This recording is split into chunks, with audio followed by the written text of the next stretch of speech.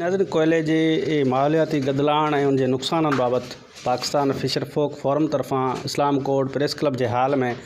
राजूणी कठ बाबति गॾिजाणी कोठाई वई आहे। असां हिते ॻोठाणा जेके मौजूदु आहिनि मुख़्तलिफ़ इलाइक़नि सां वास्तो रखनि था, उन्हनि सां ॻाल्हि ॿोल कयूं था त हू छा चवंदा। हाँ, अॼु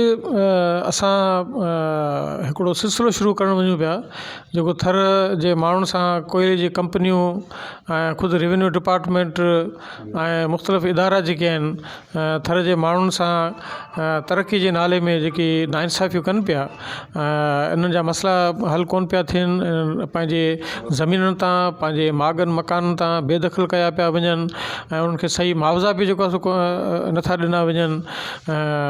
ॻोठनि जा ॻोठ जेके सो इन्हनि कंपनियुनि जे अताब में आहिनि ऐं थर जो जेको फितरी हुसन आहे ऐं उन ते बाक़ाइदा जेको आहे सो कंपनी जो हिकिड़ो हमिलो आहे,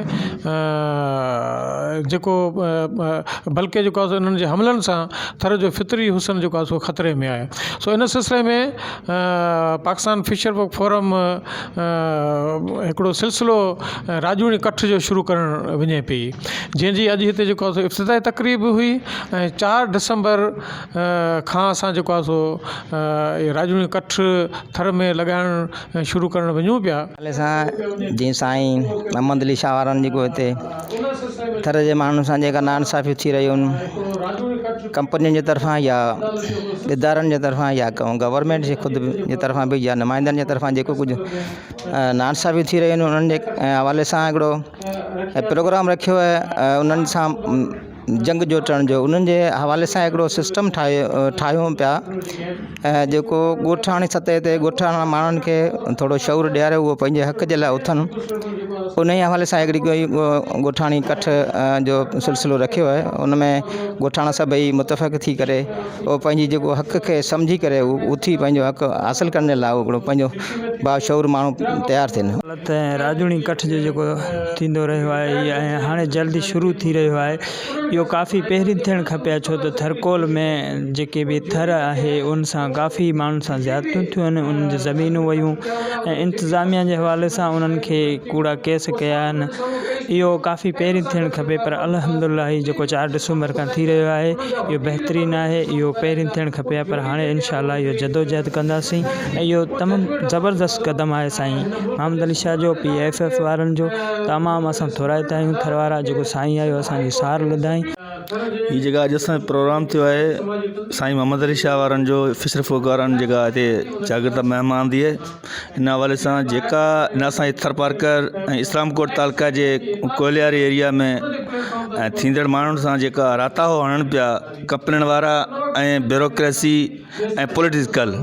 उन्हनि जे ख़िलाफ़ु बिल्कुलु आवाज़ उथारण लाइ असीं सभु गॾु थिया आहियूं ऐं इंशाअल्लाह असीं गॾु रहंदासीं ऐं जेसिताईं इन्हनि खे हक़ न मिलंदा तेसिताईं असांजो इहा तहरीक जारी रहंदी। कठ जा प्रोग्राम जोड़िया आहिनि, या तक़रीबन 8-10 प्रोग्राम थींदा थर में। त हाणे जेका 10 साल पहिरीं UC थरकोल प्रोजेक्ट हुयो, हू उन में जेका अहिड़ा कठ अहिड़ा प्रोग्राम कोन हुआ, या हिकिड़ी यूनिटी हुई कोन हुई। हाणे बाक़ाइदे खां असां थर हिकिड़ा मुतहद थी चुका आहियूं, असां अहिड़ा कठ जोड़ंदासीं, असां बाशऊर माण्हू आहियूं, असां जेको मुसलसिल अहिड़ा प्रोग्राम कंदा रहंदासीं ऐं असां घणा शुक्रगुज़ार आहियूं साईं मोहम्मद शाह साहब जा, जेका फिशर फोरम जे प्लेटफॉर्म ते असांखे गॾु कया आहिनि। ऐलान कयो वियो आहे त 8 खां 10 जेका से राजूणी कठ आहिनि उहे इस्लाम कोट तालुके जा मुख़्तलिफ़ जेके इलाइक़नि जा ॻोठ आहिनि उन्हनि में उते क़ाइमु करे ॻोठाणा जेके आहिनि उन्हनि खां मुख़्तलिफ़ राय वरिती वेंदी, उन्हनि खां मुख़्तलिफ़ शायदियूं वरितियूं वेंदियूं। उन खां पोइ जेके हिकिड़ो कठ मिठी में हैदराबाद में, उन खां पोइ कराची में जेका आख़िरी जेका से हिननि जो अहम हिकिड़ो राजूणी कठ थींदो, उन्हनि में पाकिस्तान फिशर फोरम जो चेयरमैन मोहम्मद अली शाह ॿुधाए पियो त उते रिटायर जेके जज आहिनि ऐं मुख़्तलिफ़ जेके से माण्हू आहिनि, सहाफ़ी आहिनि, लेखक आहिनि, अदीब आहिनि, उन्हनि खे बि घुराए वेंदो। उहा हिकिड़ी PC जेका से ठाहे असां मुख़्तलिफ़ जेके इदारा आहिनि पाकिस्तान जूं जेके कोर्टूं आहिनि, सिंध हाई कोर्ट आहे, जेका सुप्रीम कोर्ट आहे, उनखां पोइ वफ़ाक़ी हुकूमत वटि सूबाई हुकूमतूं आहिनि, उन्हनि खे उहे जेका से फाइल जी सूरत में असां पंहिंजा मसइला आहिनि उहे मोकिलींदासीं। हीअ चवनि पिया त राजूणी कठ खां सवाइ थरकोल में माण्हुनि सां जेके थींदड़ ज़्यादतियूं आहिनि उन्हनि जे ख़िलाफ़ु असां एहतजाज जो सिलसिलो उहो बि शुरू कयूं पिया। मुख़्तलिफ़ वक़्तनि जेका एहतजाज आहे उहो जारी रहंदो, जेसिताईं हितां जे माण्हुनि खे पंहिंजा जेके हक़ आहिनि उहे न मिलंदा तेसिताईं इहे एहतजाज ऐं इहे राजूणी कठ ऐं इहे जेके सरगर्मियूं आहिनि उहे जारी रहंदियूं। गाज़ी बजीर, अवामी आवाज़ TV न्यूज़, इस्लाम कोट। विज़िट कयो अवामी आवाज़ मीडिया ग्रुप जी वेबसाइट awamiawaz.pk।